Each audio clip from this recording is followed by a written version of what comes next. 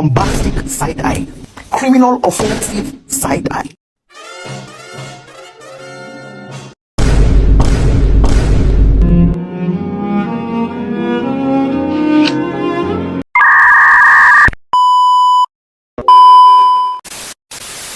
Bismillahirrahmanirrahim. Assalamualaikum warahmatullahi wabarakatuh.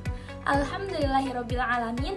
Puji syukur atas kehadirat dan nikmat yang telah Allah berikan kepada kita semua, di mana pada kesempatan kali ini tayanglah video yang akan saya sampaikan. Nah, sholawat serta salam tidak lupa kita curahkan kepada baginda Nabi Muhammad Sallallahu Alaihi Wasallam, di mana Al-Quran dan Sunnahnya lah yang menjadi pedoman kita semua sebagai umat Islam hingga akhir zaman kelak. Pada kesempatan kali ini dengan pembicara yang sama, yaitu saya sendiri, Ratu Siti Fitria Patronada dari Prodi Ilmu Al-Quran dan Tafsir semester 3 Fakultas Agama Islam Universitas Ibnu Khaldun Bogor. Halo teman-teman kaum rebahan. Halo teman-teman kaum mageran. Udah berapa banyak hal yang kalian tunda hari ini? Atau udah berapa banyak hal bermanfaat yang udah kalian lakukan hari ini? Nah, ngomong-ngomong soal bermanfaat, pada kesempatan kali ini aku akan membawakan hadis dengan tema meninggalkan yang tidak bermanfaat. Tapi emang ada ya hadis kayak gitu? Ada loh, yuk kita bahas. Hadisnya adalah An Abi Hurairah radhiyallahu anhu qala Rasulullah sallallahu alaihi wasallam, man husni islamil mar'i tarkuhu ma la ya'ni. Haditsun hasanun rawahu Tirmizi wa ghairuhu hakadza. Yang artinya adalah dari Abu Hurairah radhiyallahu an, dia berkata bahwa Rasulullah Shallallahu alaihi wasallam pernah bersabda, sebagian dari tanda baiknya keislaman seorang ialah ia meninggalkan sesuatu yang tidak berguna baginya. Hadis hasan diriwayatkan oleh Imam Tirmizi dan lainnya. Nah, jadi ada kan hadis dengan tema meninggalkan yang tidak bermanfaat. Selanjutnya kita masuk ke status hadis dari hadis tersebut. Nah, status hadis ini berstatus sahih sebagaimana yang dijelaskan oleh Imam Tirmizi dan Imam Ibnu Majah dalam kitab sunannya. Dan juga para pakar ahli hadis mengakui kesahihan dari hadis tersebut. Nah, setelah kita ketahui status hadis, selanjutnya kita akan mengetahui kedudukan hadis. Kedudukan hadis ini merupakan landasan dalam bab adab. Jadi, perlu kita ketahui bahwasanya hadis ini adalah salah satu hadis yang digunakan oleh para ulama untuk menjelaskan dan menerangkan adab-adab dalam keseharian seseorang sebagai makhluk sosial. Nah, jadi ini tuh adalah kedudukan dari hadis yang tadi aku sebutin. Setelah kita mengetahui hadisnya dalam bahasa Arab, dalam bahasa Indonesia, terus status hadisnya, dan kedudukan hadisnya, sekarang kita akan memahami bagusnya Islam dalam seseorang. Teman-teman, perlu kita ketahui bahwasanya kebagusan Islam seseorang itu bertingkat-tingkat. Namun, untuk seseorang bisa berpredikat bagus keislamannya, cukup ketika ia melaksanakan yang wajib dan meninggalkan yang diharamkan. Ini adalah standar minimal. Nah, ini adalah batasan minimal dari bagusnya keislaman seseorang gitu ya. Nah, untuk puncak kebagusan Islam seseorang tak kalah ketika ia sampai kepada tingkat ihsan. Apa itu ihsan?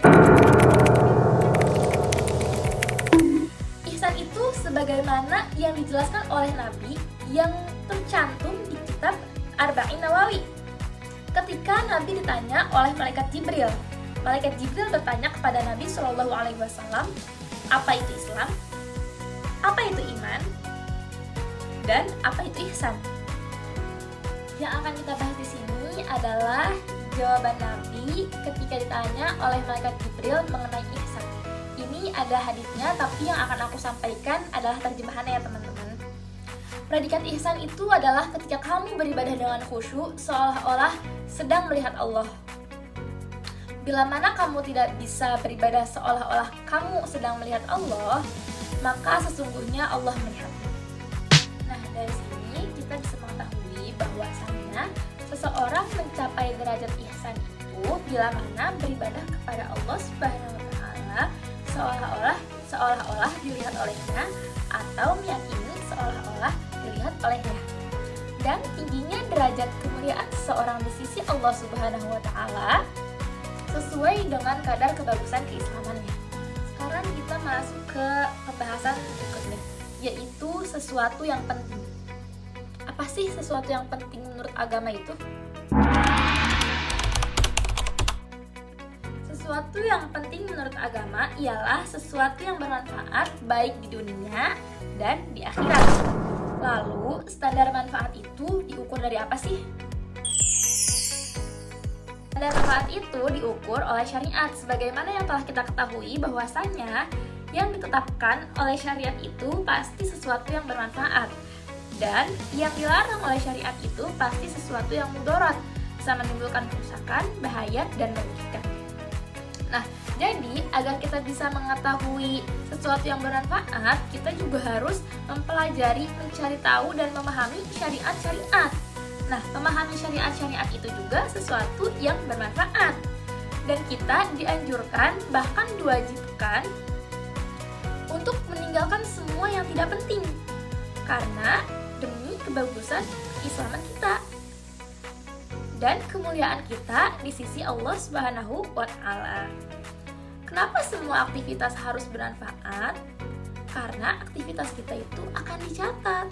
Jadi sangat amat disayangkan kalau misalkan nanti catatannya ada yang buruk. Nah, kita pasti gak mau dong kalau catatan kita itu diisi sama hal-hal yang gak penting, apalagi sama catatan buruk. Emang kamu mau? Kalau aku sih enggak. Nah, semoga kita semua bisa terus melakukan aktivitas-aktivitas yang bermanfaat agar mendapatkan kemuliaan di sisi Allah Subhanahu wa taala. Dan catatan-catatan itu dipenuhi oleh catatan-catatan yang baik dan catatan-catatan yang berisi hal-hal penting. Teman-teman, sepertinya materi pada pertemuan saat ini cukup bermanfaat ya untuk aku, untuk kalian juga. Terima kasih kepada guruku yang telah dengan sabar mengajarkan aku, dan terima kasih juga kepada kalian yang sudah menyimak videonya hingga akhir. Semoga menjadi hal yang bermanfaat baik untuk guru aku karena udah mau ngajarin ke aku, baik untuk aku karena udah mau sharing sama kalian, dan baik juga untuk kalian karena sudah mau mencari hal-hal yang bermanfaat. Cukup sekian video kali ini, semoga kita bisa bertemu pada manfaat-manfaat selanjutnya. Terima kasih atas waktu dan perhatiannya. Wassalamualaikum warahmatullahi wabarakatuh. Aku pamit undur diri ya teman-teman.